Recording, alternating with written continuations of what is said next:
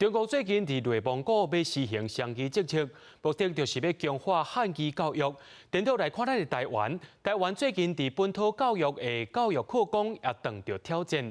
顶个月日，教育部召开课程审议会，所有委员认为讲，国中一礼拜上一节本土语言的课程是无必要的。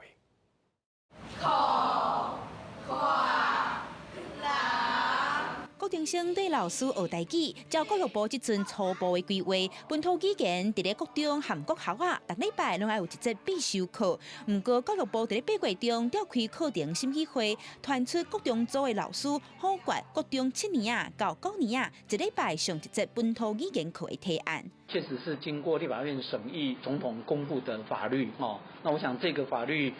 在我们包含相关，因为已经有明定到这部分了，那确实会依法来做执行。遵照国家教育研究院拟定的总纲草案来看，111学年度开始，国小、国中逐礼拜拢要有一节本土语言的必修课，高中是3年内要修2学分。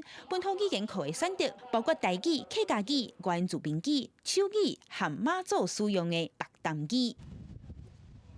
最近，中国伫咧内蒙古实行双语政策，强化汉语的教学，让这蒙古族的族人非常不满。国立台湾师范大学台文系主任柯慧茹就讲，这阵蒙古的案例对台湾电竞武器有重要的警示。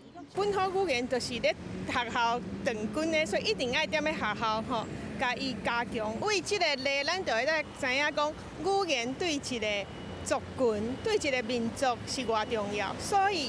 若是想要消灭这个文化，伊就为语言开始啊，为蒙古咱看嘛是安尼。一礼拜一节的本土语言课要复真台语，同意和反对的声音拢有。对照内蒙古族人做伙共心抗议，保存母语。课程审议委员会所来的讨论，敢会有新的发展，就要等9月20日英国开会才通知影。